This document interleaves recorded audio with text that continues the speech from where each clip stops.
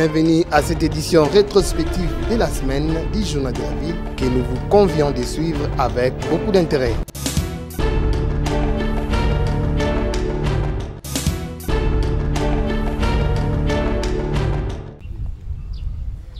La situation est sous parfait contrôle des forces spéciales de la garde républicaine, mais les parvis du Palais de la Nation portent encore des stigmates de la violence des combats de ce dimanche matin.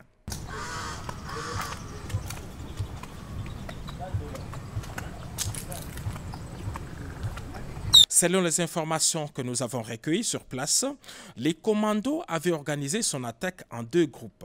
Un premier groupe, conduit par le chef de file, Christian Malanga, s'est servi des véhicules arrachés au privé cette même nuit après avoir tué leur propriétaire, a lancé son assaut depuis la résidence de l'honorable Vital Kamerhe dans les quartiers des ambassadeurs à Gombe. Équipés des drones et autres armes automatiques, ils sont arrivés par ces minibus Esprit de Vie et attaqué immédiatement la résidence. Après une forte résistance et l'arrivée du renfort, les groupes des sieurs Christian Malanga a pris la direction du Palais de la Nation, se servant même de la Jeep escorte de la police affectée chez Vital Kamerhe et dont les conducteurs avaient été préalablement neutralisés. L'escorte criminelle a foncé la barrière du Palais de la Nation dans l'objectif de faire jonction avec un autre groupe de assaillants et mercenaires étrangers prépositionnés dans les marécages et le long du fleuve. Très professionnels, les forces spéciales de la garde républicaine ont cerné les groupes puis lancé les feux sur les assaillants, mettant ainsi fin à leur aventure. Aucun élément de la garde républicaine n'a été touché dans ces combats, mais plusieurs membres de ces commandos, y compris leur chef, ont été tués et plusieurs autres capturés. Ainsi qu'on peut le constater dans ces images tournées par les forces de défense et de sécurité au moment des combats, ces hommes lourdement armés étaient enfouis dans les marécages le long du fleuve au Palais de la Nation. Au moment de notre tournage, le nettoyage s'est poursuivi encore le long du fleuve. C'est en ce moment que ce militaire déguisé en fou a été capturé. Il détient plusieurs documents attestant qu'il fait partie des corps habillés. Et c'est à cet endroit que sieur Christian Malanga, non autrement identifié, a été tué par nos forces de défense et de sécurité qui le poursuivaient alors qu'il tentait de joindre un groupe important dissimulé dans la boue ici au bord du fleuve Congo. Il tentait donc de traverser sous d'autres cieux. Un homme identifié comme un citoyen américain a même été appréhendé au milieu du fleuve alors qu'il tentait de traverser ces 7 km à la nage. Tentative du coup d'État à Kinshasa au Palais de la Nation étouffée. Les étrangers et Congolais impliqués dans la situation ont été mis hors d'état de nuire, leurs chefs y compris. Communiqué des forces armées de la République démocratique du Congo.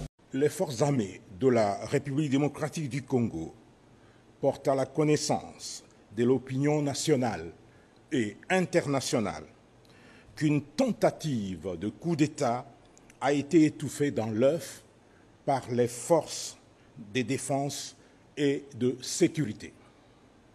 Cette tentative a impliqué des étrangers et des Congolais. Ces étrangers congolais ont été mis hors d'état de nuire, leurs chefs y compris. Les forces armées de la République démocratique du Congo demandent à la population de vaquer librement et tranquillement à ses occupations.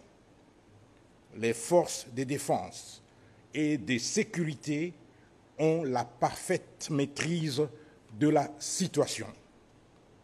Nous y reviendrons avec force de détail et images à l'appui.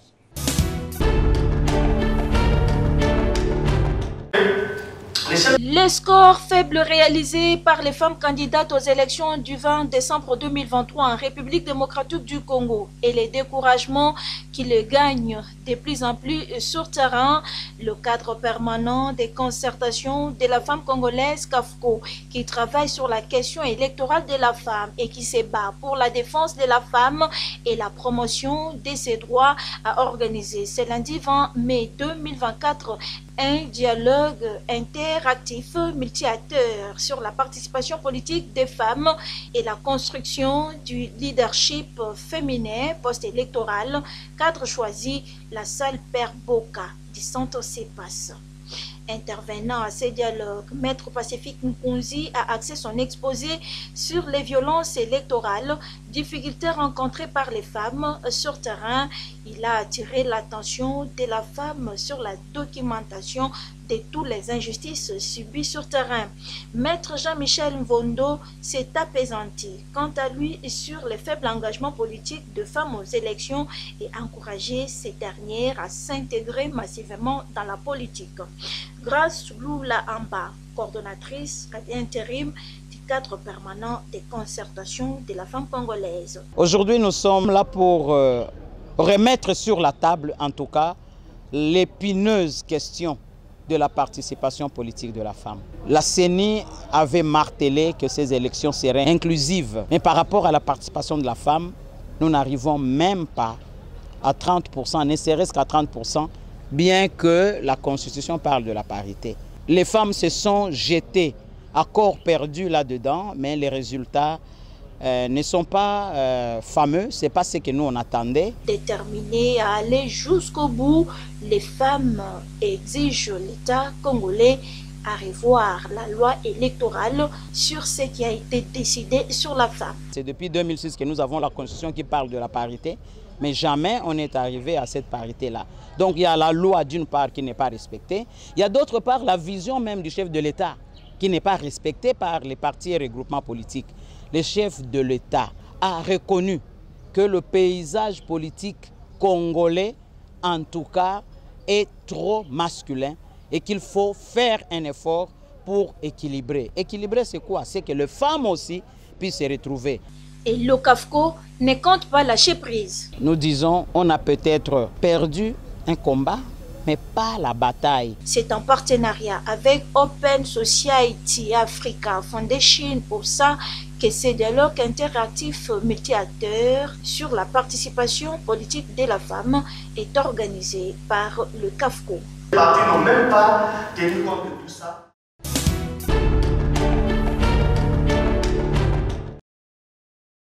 L'identification de Monseigneur Adri Yevchouk, chargé d'affaires à l'intérim de l'Annonciature apostolique en République démocratique du Congo, visible sur une photo aux côtés du cardinal Fridolin Ambongo lors de sa visite récente au président de la République, avec la personne arrêtée lors du coup d'État raté aux institutions de la République dimanche 19 mai 2024 au matin est absolument fausse, précise Monseigneur Donatien Cholet, chapelain de sa sainteté le pape, secrétaire général de l'ASENCO.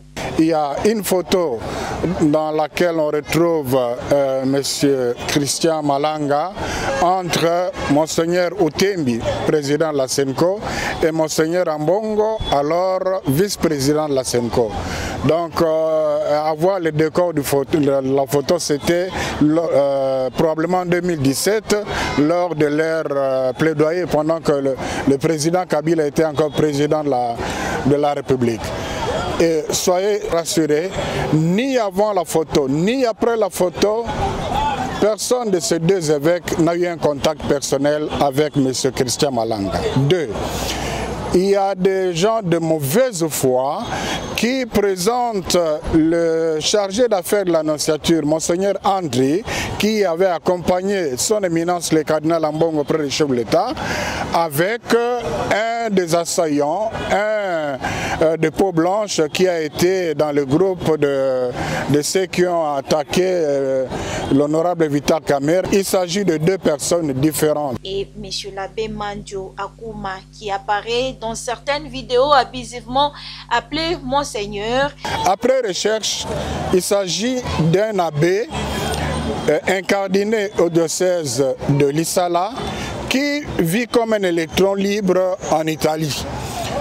Donc c'est quelqu'un qui combine les choses, qui n'honore pas l'Église catholique et quelqu'un dont le dossier est traité au niveau de la hiérarchie de l'Église à cause de son comportement. Il n'engage pas l'Église catholique. Par ailleurs, l'Église catholique en République démocratique du Congo invite l'ensemble de la population à ne pas se laisser induire en erreur par des informations malveillantes, à demeurer plutôt dans l'unité et dans la prière en vue de la paix et du bien de tous les Congolais.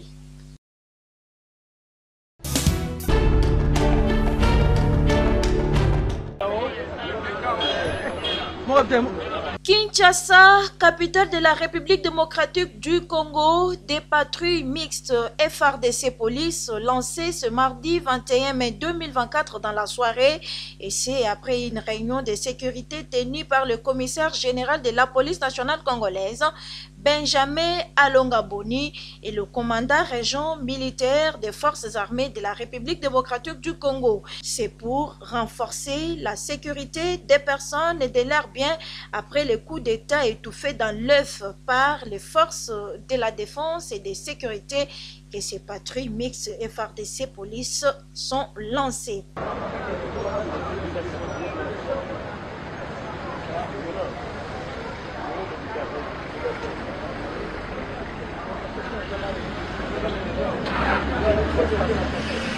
Il est dénoté qu'au cours de la réunion de sécurité tenue, de nouvelles instructions ont été prises sur l'assainissement de la ville, notamment l'évacuation des marchés pirates et la lutte contre les nuisances sonores.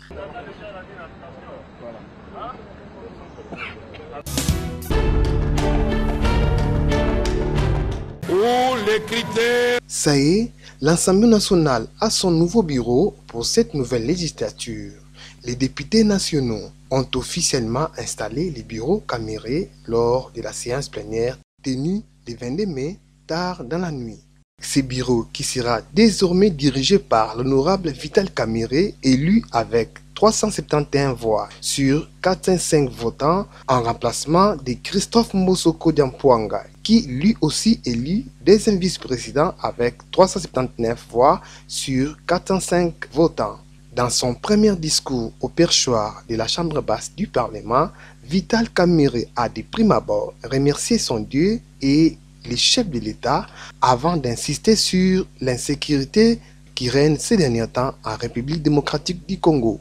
En prenant la parole devant vous aujourd'hui, je ne peux m'empêcher d'évoquer la main de l'Éternel qui, se plaçant au-dessus de nos insuffisances, a permis que ce jour arrive pour qu'ensemble nous soyons mobilisés afin de servir notre nation, pour que nous soyons présents pour affronter les défis auxquels elle fait face actuellement. Mes remerciements s'adressent à Dieu, notre Seigneur et notre Créateur, au président de la République, chef de l'État, commandant suprême des forces armées de la République démocratique du Congo, à qui notre peuple a renouvelé sa confiance et à qui encore je rends mes hommages les plus déférents. Je vous demande d'applaudir et le tout-puissant Dieu créateur et son serviteur Félix Antoine Tshisekedi Tshilombo de façon frénétique. Je voudrais aussi remercier le peuple congolais et vous, mes chers collègues députés, qui viennent de me charger de conduire notre destinée parlementaire à bon port. Cet événement intervient au moment où les ennemis de la démocratie ont agi de manière criminelle contre notre État, semant à l'Est et maintenant à l'Ouest un fleuve de sang dans une aventure de prédation qui n'a que trop duré et à laquelle nous sommes déterminés de mettre fin. Dernièrement encore, nous déplorons l'incursion d'un commando non autrement identifié et lourdement armé qui a tenté en vain de déstabiliser les institutions de la République et dont ma famille et moi-même avons été victimes et nous avons eu la vie sauve grâce à la miséricorde divine.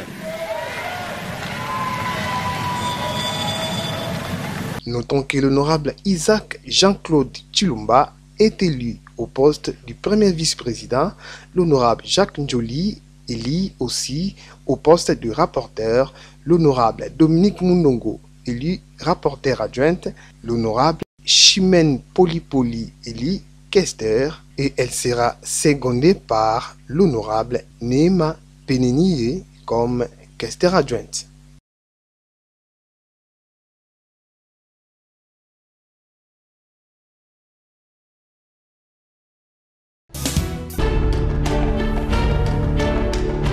La cérémonie de remise-reprise a eu lieu ce vendredi 24 mai 2024 devant plusieurs personnalités du gouvernement central et de l'Union sacrée de la nation. Dans son speech, le nouveau président de l'Assemblée nationale a remercié le chef de l'État Félix-Antoine Tshisekedi Tshilombo, garant du bon fonctionnement des institutions de la République. Il a par ailleurs rappelé quelques principes qui vont guider le travail parlementaire au cours de cette législature. Les principes sont simples. La loyauté vis-à-vis de la nation, la transparence dans le travail que nous allons faire, la collaboration étroite entre nous, l'efficacité dans le traitement des dossiers, le respect de l'heure. Le secrétaire général de l'Assemblée nationale a supervisé la cérémonie de remise-reprise de tous les autres membres du bureau. 15 ans après, l'honorable Vital Kamerhe tient de nouveau le marteau de commande de la Chambre basse du Parlement. Une garantie d'un retour de la police des débats au milieu du village avec seul objectif d'accomplir les deux missions régaliennes de cette institution, à savoir les contrôles parlementaires efficaces et légiférés. Plusieurs défis attendent les nouveaux bureaux, notamment l'amélioration du social des Congolais et l'accompagnement du président de la République, Félix-Antoine Tshisekedi Tshilombo, dans la réussite des 6 priorités du quinquennat.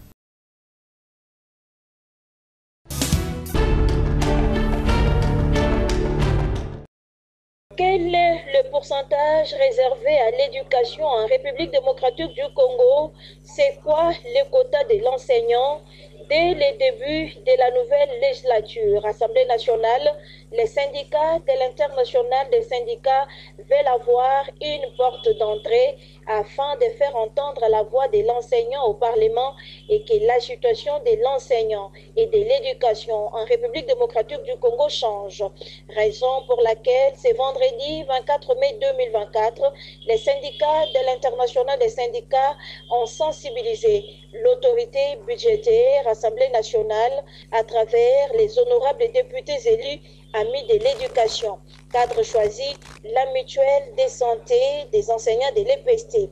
Cécile Tshilombo, secrétaire générale du CIECO, membre de l'international des syndicats. Notre sensibilisation est par rapport à les constats qui fait que l'école privée est en train d'aller au-dessus de l'école publique. Cependant, c'est l'école publique qui nécessairement doit recevoir autant d'élèves.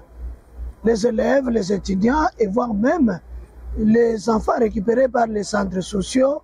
Quand vous prenez aussi ceux qui sont dans des écoles appelées formation professionnelle et métiers, ils doivent être sensibilisés et pour que ensemble nous puissions voir comment trouver un financement solide pour aider à prendre convenablement l'enseignant congolais en charge.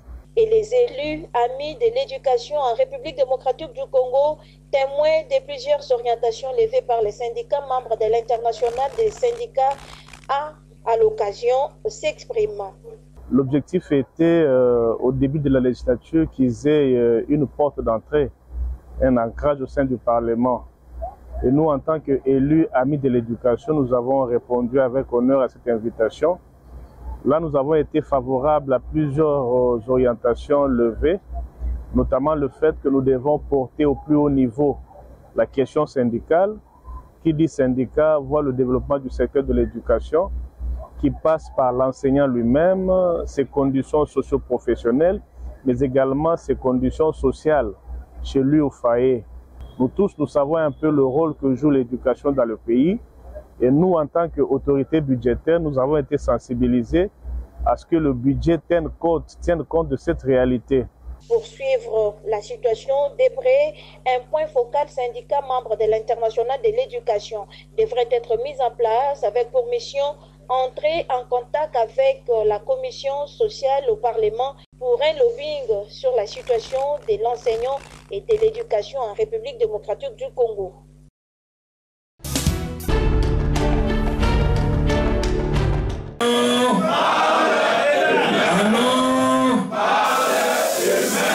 C'est dans un esprit de solidarité, de collaboration et de détermination que la session de formation syndicale en faveur des 43 agents de la police judiciaire du parquet s'est clôturée ce samedi 25 mai 2024.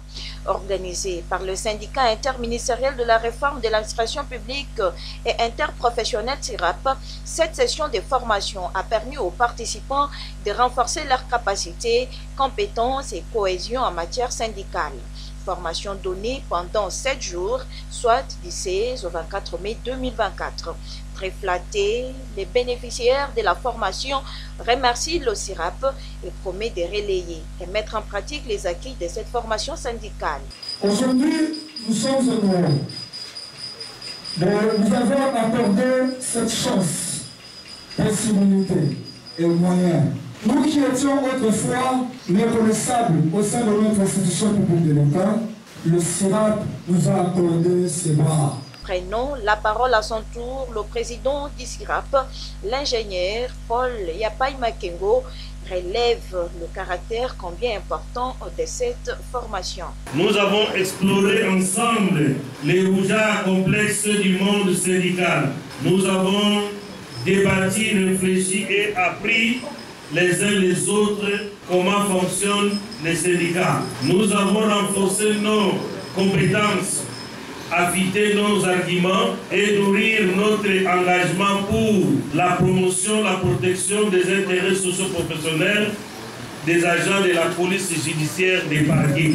Cette formation syndicale n'était pas simplement un ensemble de séminaires et des présentations. Elle représentait un engagement envers la justice sociale, l'équité et la défense des droits des agents. Il appelle les bénéficiaires à se mettre au travail pour transmettre à la base la matière apprise. Notre travail n'est fait que commencer.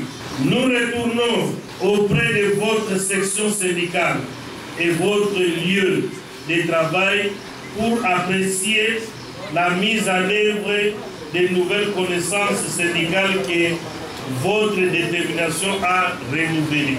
Cette session de formation syndicale des agents de la police judiciaire de parquet était sanctionnée par la remise de brevets aux participants. Félicitations, camarades, tu es la prochaine pour faire ça.